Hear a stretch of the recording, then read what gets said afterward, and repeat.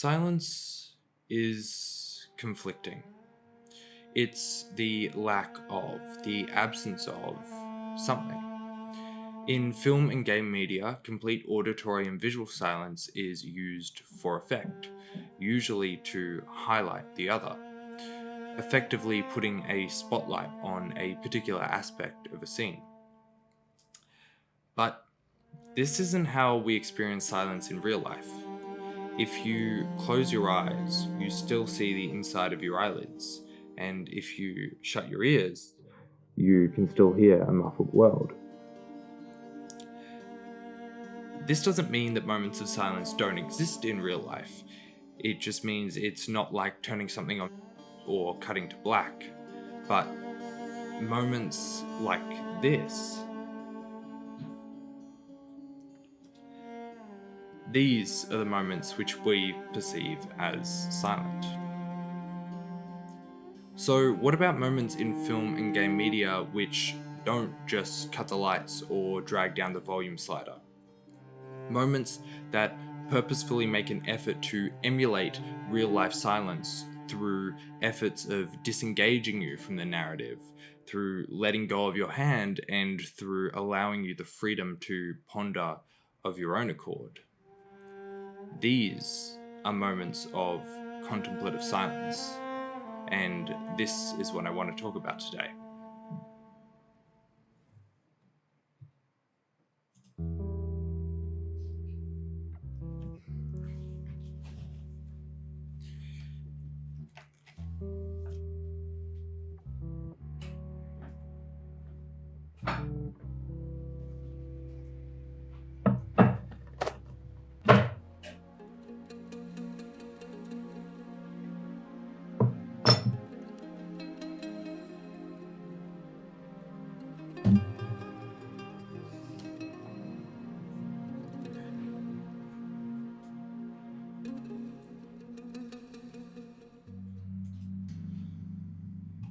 Mamoru Oshii's 1995 film adaptation of the manga Ghost in the Shell is a philosophical piece of media questioning the relationship between soul and body, or in this case, ghost and shell. Set in a cyberpunk future, the main character, Major Motoko Kusanagi, is a cybernetic human and is employed as the squad leader of the policing unit Public Security Section 9. This film features action and espionage of Major and her team hunting down criminals, and it pairs it with Major's questioning of her makeup and identity, being a person largely consisting of cybernetic parts, not sure to what extent her soul exists, or if it does at all. This film probes its philosophical questions through two juxtaposing ways.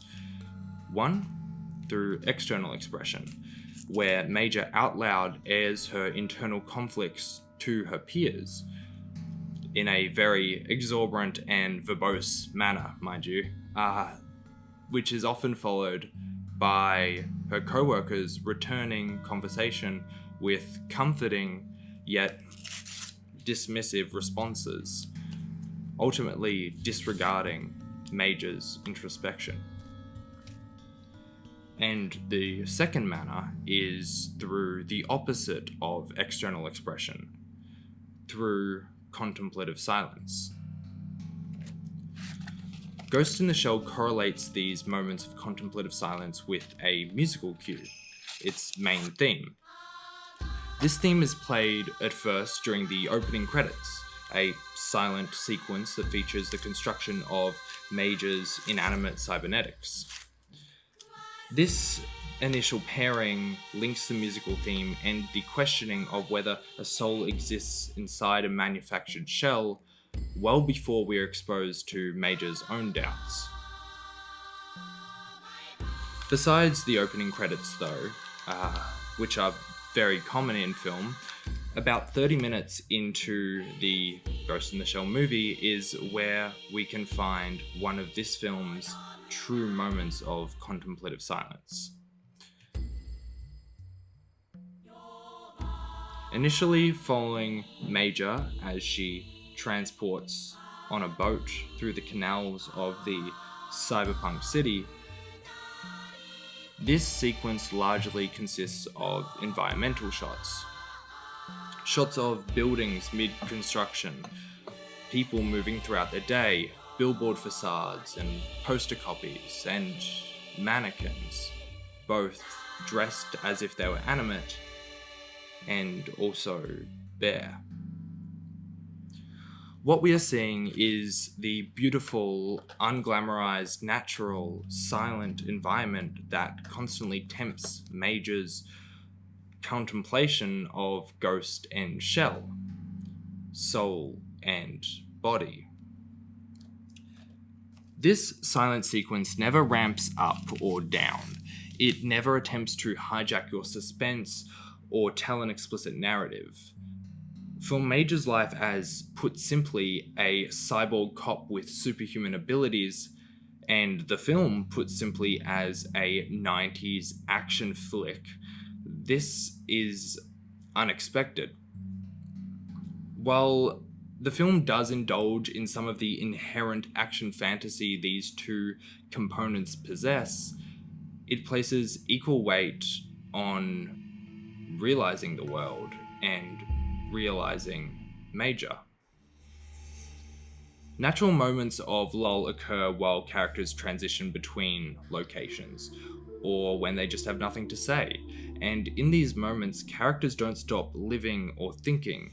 Major doesn't stop dwelling on her existential issues just because they aren't being said out loud.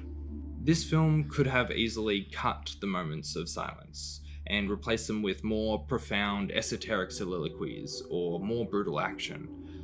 But instead, it realizes this main character by letting the viewer step into Major's relationship with silence, providing a space for the viewer to as well think and feel, and if they so want, follow Major's example and ponder the connection between soul, body, and the existence of both.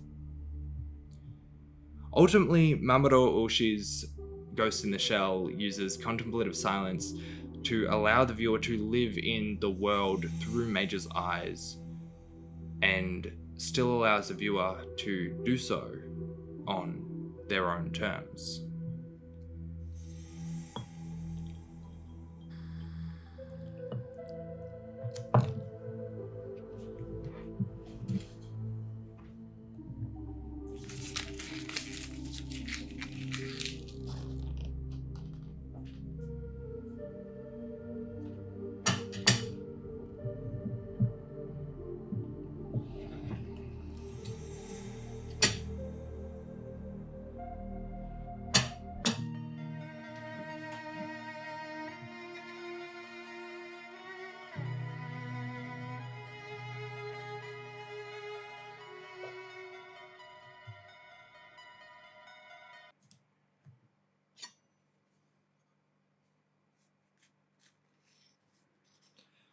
Hideo Kojima's 2019 video game, Death Stranding, is a confusing, elaborate experience.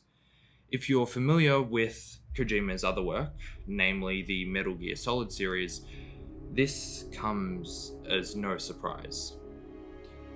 In this game, you play as Sam Porter Bridges, a courier delivering packages and connecting cities across a post-apocalyptic America, in the hopes of uniting it once more.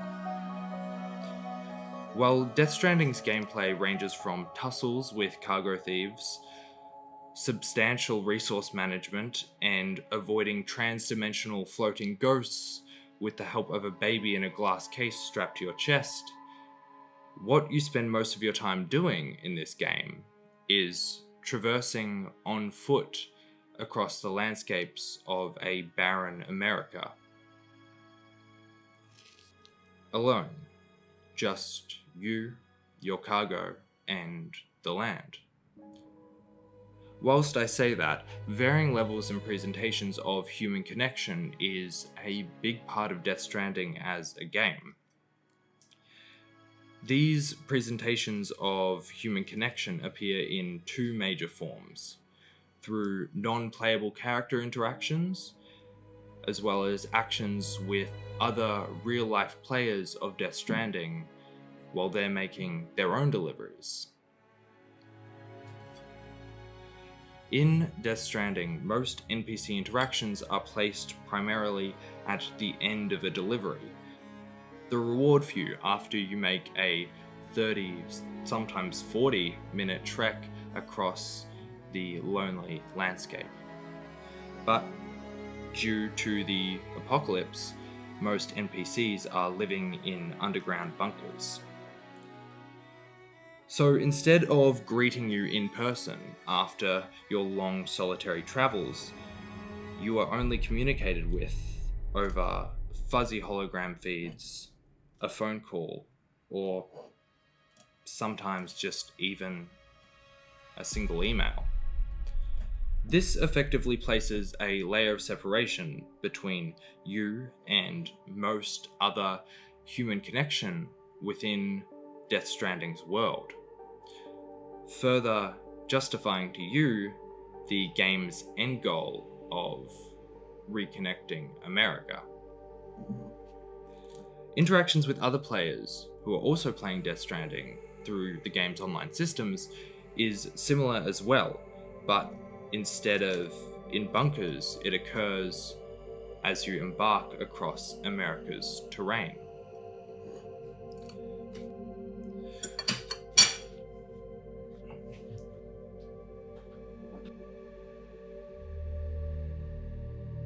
Yourself and other Death Stranding players can communicate with each other through planting signs to provide help or give warning. You can also leave tools in the environment or provide resources towards helping build structures that will make it easier for all of the couriers to traverse the lands.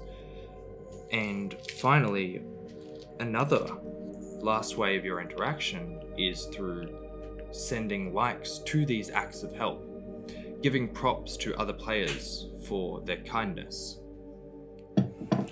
But this connection, like the NPCs, is never met in person, always behind a digital display or by means of a physical remnant left behind by another courier already passed through.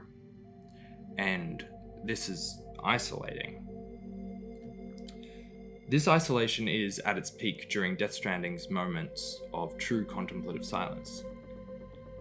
Occasionally, as you voyage across Death Stranding's America, your pack overloaded with cargo, being careful not to trip as you clamber across the barren yet gorgeous terrain, the game will begin to play music from its uniquely curated collection of songs.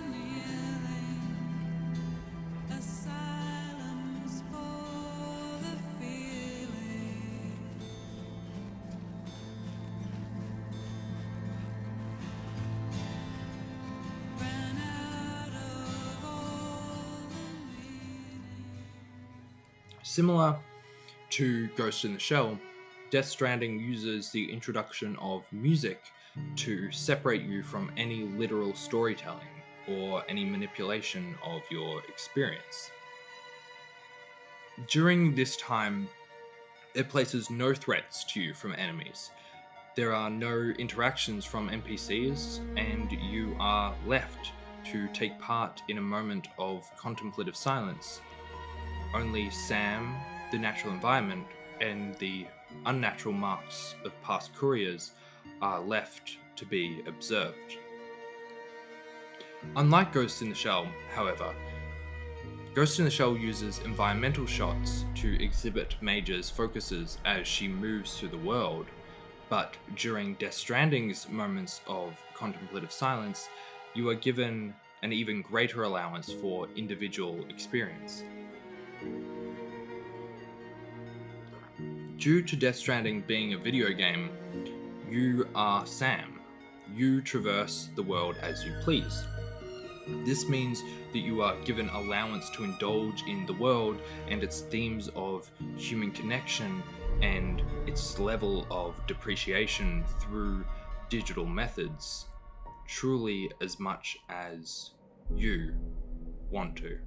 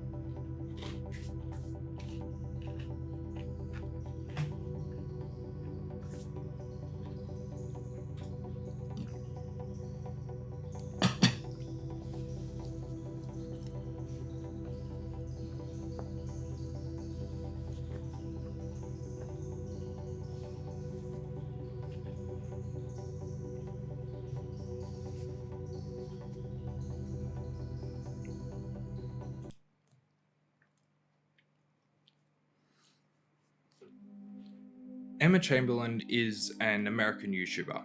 Starting her YouTube career in 2017, she pioneered the modern YouTube vlogging style. This style includes zooms and pauses, and most predominantly, imperfections such as misspeakings or sneezes or interruptions.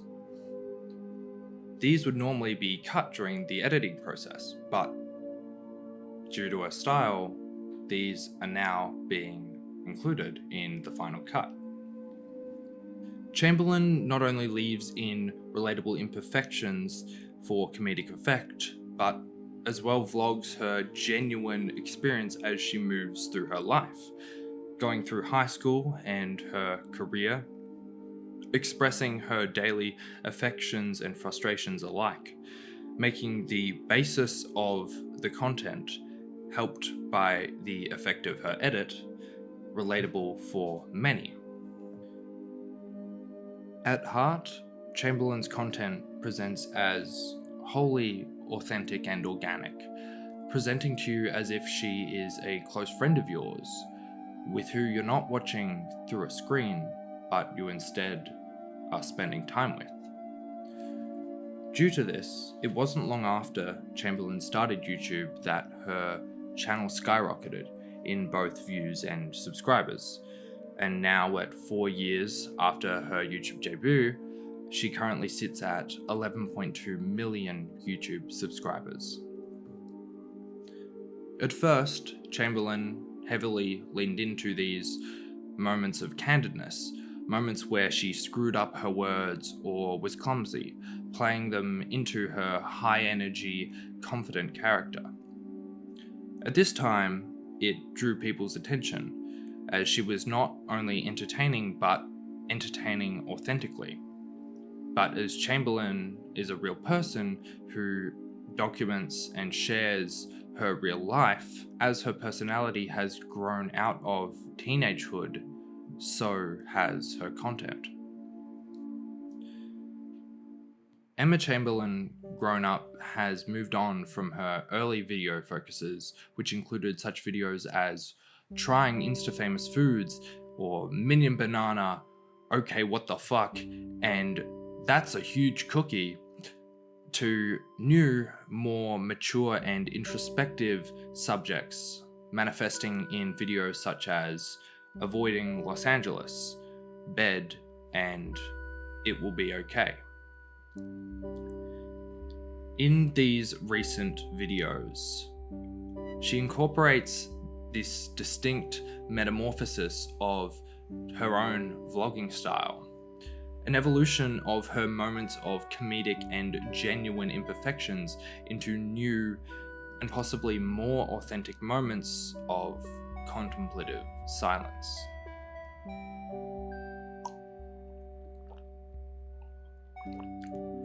Whilst older Chamberlain videos used the inclusions of uncut adolescent eccentricities to relate to her audience, Chamberlain's newer videos have evolved to use the same motivation behind that choice, yet now as an adult woman, these output as inclusions of truthful snapshots of her unglamorized daily life. In her video, It Will Be Okay, Chamberlain begins by relaying her struggles with the recent reappearance of panic attacks in her life and the after effects of this return. She further explains that this has resulted largely in disassociation, concluding that she is ready to re-enter her normal life and normal routine. And what follows is an unfeigned montage of what that looks like. The slow process of a homemade latte, clearing dishes from the night or possibly days before, sitting in her home, brushing impromptu, meditative water paintings. Not only during these moments do you see Chamberlain taking part in unexceptional tasks in an empathetic and silent manner, when it may be assumed that she could choose to have a coffee made for her, her cleaning done, and spend her time with more eccentric things than water paintings of octopi. These moments allow for the mental application of Chamberlain's introspective expositions, a space where you can take what she's disposed and apply that notion to these musing sequences. Specifically in this sequence, following Chamberlain's commentary of moving past a depressive state and back into routine, the compilation of shots depicting the realization of her declaration allows for both a break in the stimulation and a period for you to contemplate the affair of returning from hardship. Once again, as due to the nature of contemplative silence, you do this only if you choose to do so.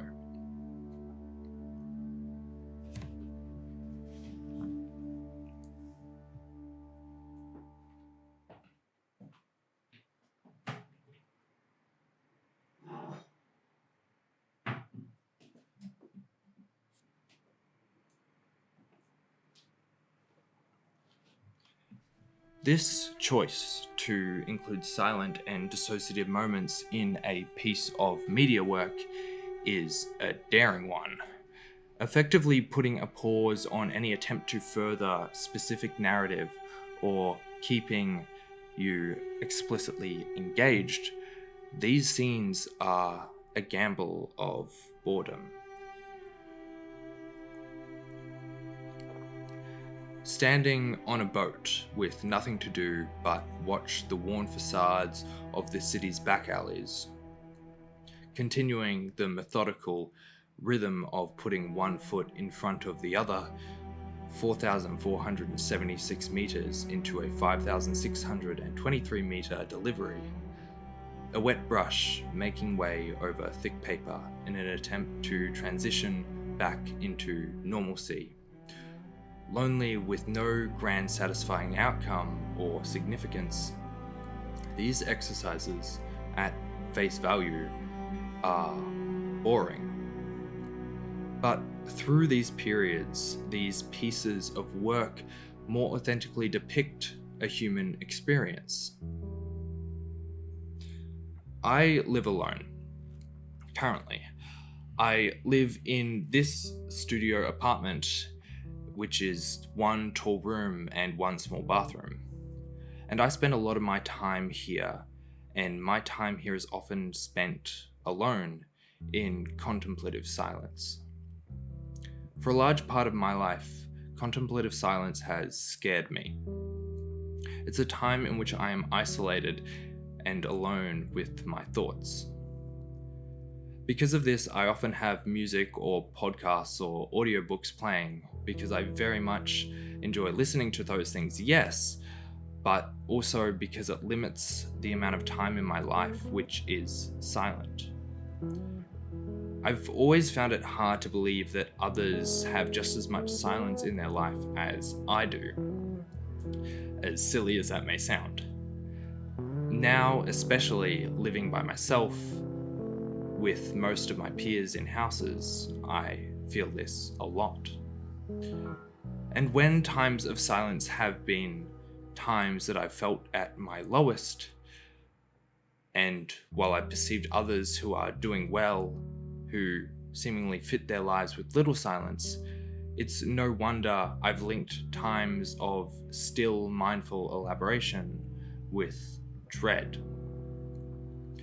But contemplative silence is a common recurrent part of life, and like any experience in life, it can be perceived and appreciated through any number of emotions. Ghost in the Shell helped me further explore the existentialism in contemplative silence, greater delving down a path I've walked before, but this time guided and tamed in a way that made the whole experience a great deal more appreciable. Death Stranding helped me with grounding myself within my immediate physical environment during these moments in which I find myself becoming lost and detached from reality, as my attention is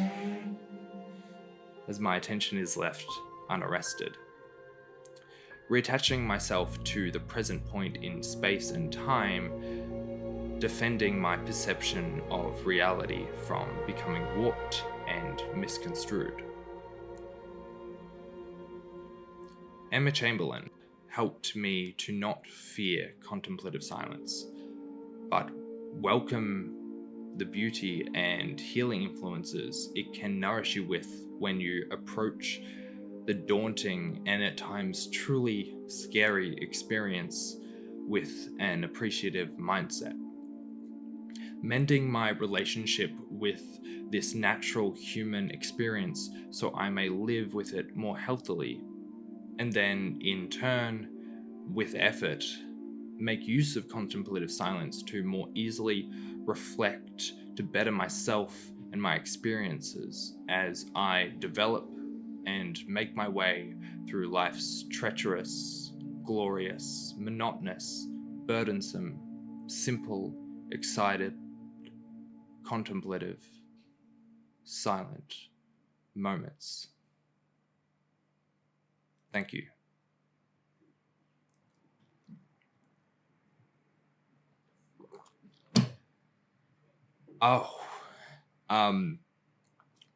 That was a long one. I think. I don't know how long it's going to be in the editing, but it was a big one for me, and it's a long time coming. I've been working on it since I finished my Spy Kids video, which was my first video. It's terrible to write that during lockdown. I wrote it while I've been locked down here in Melbourne, and talking about being in lonely moments while you are living in a very long lonely moment. Wow, that tea's been seeping in there for a while. It was hard, and then we got out of lockdown, and I haven't had the motivation to finish filming, but now I've done it. Now I've finished filming, as long as that did record, which should be recording. I'm also very hungry, so don't mind me. It's also very hot today. It's like a 32 degree Celsius day. I know that this one is a lot less funny than the Spy Kids one. Hope that isn't a big deal. Hope you can still appreciate it for what it is. I wanted to do something a bit more serious, and go a bit deeper into, I don't know, the more emotional side of media. But next time we might do something very fun. So keep a lookout for that. I have some pretty fun ideas. Spy Kids 2 is still a possibility, but there are some other things I want to try. Anyway, this is going on too long. As I said at the end of my last intro to my Spy Kids video as well, I don't know how to make outros. I meant to say outro. I just said intro. Whatever. Anyway, thank you to everyone who has helped me make this video, whether you've known it or not. Everyone who's supported me, all my friends who have said, oh my gosh, like that Spy Kids video was very cool. I watched it a bunch of times. That means so much to me. You have no idea. If you haven't seen the Spy Kids video, go check it out. It was a lot of fun to do. Yeah. Anyway, I hope you enjoyed this and it didn't make you sad. It's just something interesting to appreciate in, I don't know, certain media. It's a cool trope that I've been appreciating myself and I've been learning from. Anyways, that'll be it. I'll see you guys in the next video, whenever I make that, months away from now, possibly. Anyway, have a good day. See you later.